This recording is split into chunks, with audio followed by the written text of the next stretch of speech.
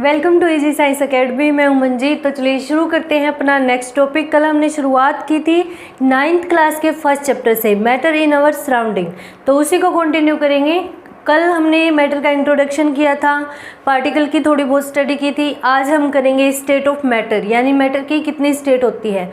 अगर आपसे कोई पूछे मैटर की कितनी स्टेट होती है तो शायद आपका जवाब होगा 3 स्टेट होती है, 5 स्टेट होती है। 2 न्यू स्टेट और ऐड हो चुकी है, उनके बारे में भी हम आज स्टडी करने वाले हैं। तो चलिए शुरू करते हैं। तो मैटर की कितनी स्टेट होती है? सॉलिड स्टेट, सेकंड स्टेट कौन सी है? लिक्विड स्टेट, फिर आती है गैसियस स्टेट, फिर आती है फोर्थ पे प्लाज्मा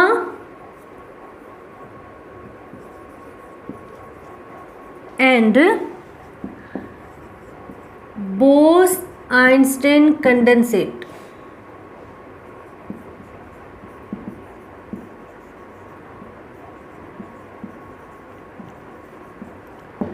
तो ये 2 स्टेट है, ये न्यू ऐड हुई है। इनके बारे में हम थोड़ा बहुत स्टडी करेंगे, देखेंगे ये क्या होती है, कौन सी स्टेट होती है। ठीक है, यहाँ पे हम स्टडी करने वाले हैं लिक्विड स्टेट की, सॉलिड स्टेट की, लिक्विड स्टेट की और गैसियस स्टेट की। इन तीनों स्टेट के हम कंप्लीट स्टडी करेंगे कि इनके shape, size, volume, density, compressibility, इन सब चीज़ों के बारे में यहाँ पे हम स्टडी करने वाले हैं। तो आई होप आपको ये सारी चीज़ें समझ आ रही होगी। आपको समझ आता है तो वीडियो को लाइक कीजिए, शेयर कीजिए और चैनल को सब्सक्राइब कीजिए। तो चलिए अपना टॉपिक करते हैं कंटिन्यू। यहाँ पे हम स्टडी करेंगे सॉलिड की, लिक्विड स्टेट की और गैसियस स्टेट की। कल हमने स्टडी की थी मैटर की। मैटर क्या होती है? वो सारी चीज़ें जो छोटे छोटे पार्टिकल से बनी होती है, जिनका मास होता है और जो स्पेस ऑक्यूपाई करती है, उन सब चीज़ों को हम बोलते हैं मैटर। तो कल हमने बात भी की थी, मैटर के एग्जाम्पल देखे थे। कौन कौन से एग्जाम्पल होते हैं मैटर के? कोई भी एग्जाम्पल ले सकते हो आप, जैसे जो भी चीज़ है वो पार्टिकल से बनी है, उसका कोई मास है, वो स्पेस ऑक्यूपाई करती है, वो सारी चीज़ें क्या होगी? वो मैटर होगी। फिर उसके बाद हमने जो पार्टिकल की स्टडी की थी कि वो हमेशा मूव करते रहते हैं और उनके बीच में फोर्स ऑफ अट्रैक्शन होता है। और क्या पढ़ा था हमने? उनके बीच में स्पेस होता है। तो ये सारी चीज़ें हमने कल स्टडी की थी। आज हम स्टडी करने वाले हैं स्टेट ऑफ मैटर की। तो चलिए अपना टॉपिक कंटिन्यू करते हैं। अब हम स्टडी करेंगे सॉलिड, लिक्विड और गैसियस स्टेट की। तो हम देखते हैं सॉलिड को क्या बोलते हैं। सॉलिड को हिंदी में बोला जाता है ठोस, ठीक है, और लिक्विड को बोला जाता है द्रव, और गैस को बोला जाता है गैस। तो चलिए देखते हैं। पहले हम देखेंगे पैकिंग ऑफ पार्टिकल, यानी पार्टिकल की जो सॉलिड के पार्टिकल है वो कैसे पैक्ड होते हैं, जो लिक्विड के पार्टिकल है वो कैसे पैक्ड होते हैं, और जो गैस के पार्टिकल है वो कैसे होते हैं। ठीक है, तो जो सॉलिड के पार्टिकल है वो वेल अरेंज होते हैं, वो उनका रेगुलर अरेंजमेंट होती है। ठीक है, उनके बीच में जो फोर्स ऑफ इंटरमोलिकुलर अट्रैक्शन है वो ज्यादा होती है, और वो एक दूसरे को फोर्स ज्यादा है तो वो एक दूसरे को क्या करते हैं? बांध के रखते हैं, यानी एक रेगुलर अरेंजमेंट होती है। फिर आता है लिक्विड। लिक्विड के पार्टिकल क्या है? ये मूव करते रहते हैं और इनके बीच में फोर्स ऑफ इंटरमोलिकुलर अट्रैक्शन क्या होती है?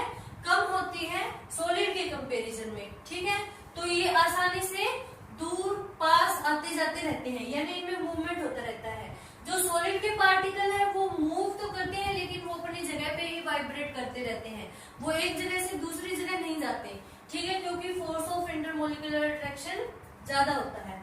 ठीक है, यहाँ पे ये मूव कर सकते हैं। हमने एग्जाम्पल भी देखा था, जैसे हमने एक गिलास पानी लिया था, उसको टेबल पे रखा और उसको हिलाया बिल्कुल नहीं, उसमें हमने थोड़ी इंक डाल दी। थोड़ी देर बाद हमने देखा कि वो इंक है वो पूरे उसमें फैल गई थी। तो इसका मतलब क्या हुआ? जो लिक्विड है उसके पार्टिकल क्या करते रहते हैं? वो मूव करते रहते हैं। फिर गैस के आते हैं। आपको भी पता है गैस के पार्टिकल तो हमेशा मूव करते रहते हैं, उनके बीच में फोर्स ऑफ इंटरमोलिकुलर अट्रैक्शन बहुत कम होता है, ना के बराबर होता है।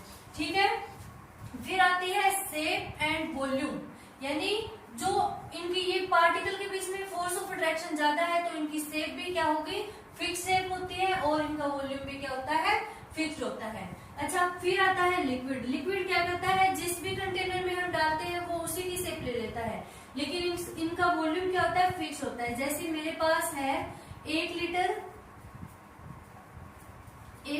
दूध का पैकेट है मेरे पास। अब ये पैकेट मैंने एक बर्तन में खाली कर लिया, ठीक है, एक बर्तन में खाली कर लिया। पहले जो दूध का शेप था वो इस पैकेट के जैसा था, बाद में मैंने इस बर्तन में खाली कर लिया तो उस मिल्क ने इस तरह की शेप ले ली, ठीक है। लेकिन इनका वॉल्यूम तो फिक्स रहा, इसमें भी वो 1 लीटर था, इस बर्तन में निकालने के बाद भी वो 1 लीटर रहा। ये तो नहीं है ना इस बर्तन में लेने के बाद वो 2 लीटर हो गया। तो वॉल्यूम क्या होता है लिक्विड का, वॉल्यूम फिक्स होता है और शेप क्या करते हैं वो, जो जिस भी कंटेनर में हम लेते हैं उसी की शेप को वो ले लेते हैं। फिर आता है गैस। गैस में क्या होता है, ना तो इसमें डेफिनेट फिक्स शेप होती है और ना ही इसमें क्या होता है, फिक्स वॉल्यूम होता है। ये मतलब बर्तन को पूरा फिल कर लेते हैं। जैसे इस रूम में, पूरे रूम में गैस है, बाहर जाएंगे तो पूरे एरिया में गैस है, ठीक है।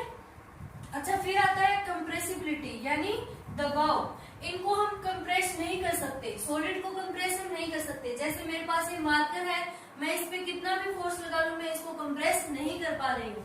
तो ये क्या होते हैं, नॉट कंप्रेसिबल होते हैं। इन पे हम दबाव लगाकर इनको पिचका नहीं सकते, इनकी शेप को चेंज नहीं कर सकते, ठीक है। क्यों, क्योंकि फोर्स ऑफ इंटरमोलिकुलर अट्रैक्शन ज्यादा होता है पार्टिकल के बीच में। फिर आता है ये निग्लिजिबल कंप्रेसिबल होते हैं, यानी इनको हम कंप्रेस थोड़ा बहुत कर सकते हैं पर ना के बराबर हम इनको कंप्रेस कर सकते हैं, ठीक है। फिर आता है गैस। गैस में क्या होता है, गैस को हम आसानी से कंप्रेस कर सकते हैं। आपने देखा होगा, कभी गैस को हम आसानी से उस पे दबाव लगाते हैं तो वो कंप्रेस हो जाती है, ठीक है। उसके बाद आता है रिजिडिटी, यानी कितना मजबूत है वो। तो ये हाईली रिजिड होते हैं, ठीक है, सॉलिड हाईली रिजिड होते हैं, ठोस होते हैं हाईली, ठीक है, और ये लेस रिजिड होते हैं, यानी इनको हम आसानी से तोड़ सकते हैं, ब्रेक कर सकते हैं, लेकिन सॉलिड को हम नहीं कर सकते। और ये क्या होते हैं, गैसियस स्टेट में क्या होते हैं, ये तो नॉट रिजिड होते हैं, यानी ये बिल्कुल भी ठोस नहीं होते, ठीक है। उसके बाद आता है फ्लूइडिटी। आपको पता ही है जो सॉलिड होते हैं वो फैलते नहीं है, ठीक है। अब ये मेरे पास मार्कर है, ये ऐसे तो नहीं है ना, ये बह जाएगा। फिर आता है ये क्या होते हैं, कैन फ्लो, ये फ्लो कर सकते हैं लिक्विड। आपको पता ही है पानी भी फ्लो कर सकता है, मिल्क भी फ्लो कर सकता है, तो ये आसानी से फ्लो कर सकते हैं। फिर आता है गैस। गैस भी फ्लो करती है, हवा बहती रहती है, ठीक है। अब हम देखेंगे एग्जाम्पल में क्या है, सॉलिड के एग्जाम्पल आप ले सकते हो, चेयर, मार्कर, बोर्ड, फैन, जो भी चीज है जिनकी शेप फिक्स्ड है, अलमीरा, वो सारी चीजें क्या है, वो सॉलिड है। लिक्विड में हम कौन सा ले सकते हैं एग्जाम्पल, जैसे यहाँ पे मैंने एग्जाम्पल लिया है एक गिलास में पानी, या जो सारी चीजें के प्लाज्मा और बोस आइंस्टीन कंडेंसेट की। तो चलिए स्टडी करते हैं वही। आई होप आपको ये सारी चीजें समझ आ गई होगी। सॉलिड, लिक्विड और गैस में आपको डिफरेंस पता चल गया होगा। सॉलिड स्टेट और गैसियस स्टेट। अब हम स्टडी करने वाले हैं फोर्थ स्टेट। तो फोर्थ स्टेट हमारी कौन सी है, प्लाज्मा स्टेट। कौन सी स्टेट है फोर्थ, प्लाज्मा स्टेट। तो अब हम प्लाज्मा स्टेट की स्टडी करेंगे। तो चलिए देखते हैं क्या होती है प्लाज्मा स्टेट। तो एक कंटेनर लिया, उसमें हमने कुछ आइस ली, इस आइस को हमने क्या किया, हीट किया। हमें पता है हीट करने के बाद क्या होगा, ये जो कंटेनर के अंदर आइस है ये किस में कन्वर्ट हो जाएगी, ये वाटर में कन्वर्ट हो जाएगी, ठीक है। आपको पता है ये तो आइस को हीट करने पे वो क्या होगी, वो वाटर में कन्वर्ट हो जाएगी। उसके बाद हमने क्या किया, इसको और ज्यादा हीट किया तो ये किस में कन्वर्ट हो जाएगा, पानी को ज्यादा हीट करने पे क्या हो जाता है, वो किस में कन्वर्ट हो गया, गैस में कन्वर्ट हो गया, ठीक है। अब हमने इसको क्या किया, हमने इसको बहुत ज्यादा हीट किया, काफी ज्यादा हीट किया, इसका टेम्परेचर हमने बहुत ज्यादा इंक्रीज कर दिया। तो क्या होगा, ये जो गैस है इसके एटम क्या करेंगे, इसके एटम क्या करेंगे, वो इलेक्ट्रॉन को इमिट करना शुरू कर देंगे, इलेक्ट्रॉन को इमिट कर देंगे और खुद क्या बनाएंगे, कैटायन बनाएंगे। इलेक्ट्रॉन को बनाएंगे, कैटायन बनाएंगे, और उसी स्टेट को हम क्या बोलेंगे, प्लाज्मा स्टेट बोलेंगे। इसी स्टेट को हम क्या बोलेंगे, प्लाज्मा स्टेट बोलेंगे।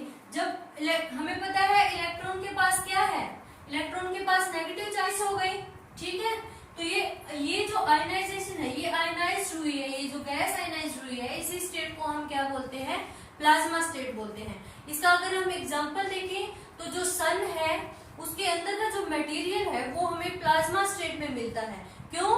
क्योंकि वहां पे हीट बहुत ज्यादा है। जो हमारे स्टार है, जो वो क्या है, वो किस स्टेट में होते हैं, वो प्लाज्मा स्टेट में होते हैं। तो आई होप आपको प्लाज्मा स्टेट समझ आई होगी। तो हम नेक्स्ट स्टेट की स्टडी करने वाले हैं। हमारी 5th स्टेट कौन सी है, बोस आइंस्टीन कंडेंसेट।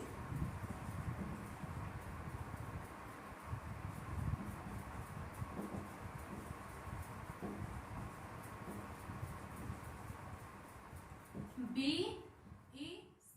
तो बोस आइंस्टीन कंडेंसेट क्या है, तो एक इंडियन साइंटिस्ट हुए थे SN बोस, सत्येंद्रनाथ बोस। इन्होंने अपने आइडिया को ग्रेट साइंटिस्ट अल्बर्ट आइंस्टीन के साथ शेयर किया, जो कि 5th स्टेट के बारे में था।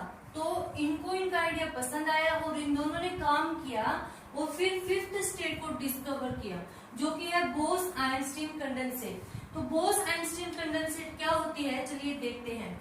जब when a gas of boson, जब हम बोजोन को at low density is cooled to temperature very close to absolute 0 degree, यानी जब हम बोजोन, यहाँ पे क्या है, एक ऐसा एटम जिसमें number of proton, number of neutron और नंबर ऑफ इलेक्ट्रॉन का जो सम है वो इवन नंबर हो, उसको क्या बोलते हैं, हम बोजोन बोलते हैं। अगर वो इनका सम है वो ऑड नंबर होगा तो वो फेर्मियोन की कैटेगरी में चला जाएगा, ठीक है। तो when a gas of boson at low density, जिसकी डेंसिटी क्या हो, बहुत लो हो, ठीक है, is cooled to temperature very close to absolute 0। Absolute 0 मतलब -273 डिग्री सेल्सियस पर जब हम उसको कूल करते हैं तो जो बोजोन है वो क्या करता है, वो अपनी आइडेंटिटी को क्या कर देता है, लॉस कर देता है, खो देता है, और फिर क्या करता है, वो बिहेव करने लग जाता है एक सुपर एटम की तरह। वो किसकी तरह बिहेव करने लग जाता है, सुपर एटम की तरह बिहेव करने लग जाता है, और इसी स्टेट को हम बोलते हैं बोस आइंस्टीन कंडेंसेट। इसी स्टेट को हम क्या बोलते हैं, बोस आइंस्टीन कंडेंसेट। तो ये थी 5 state of matter. I hope आपको वीडियो अच्छा लगा होगा, सारी स्टेट समझ आई होगी। अगर वीडियो अच्छा लगा है तो चैनल को सब्सक्राइब कीजिए, वीडियो को लाइक कीजिए।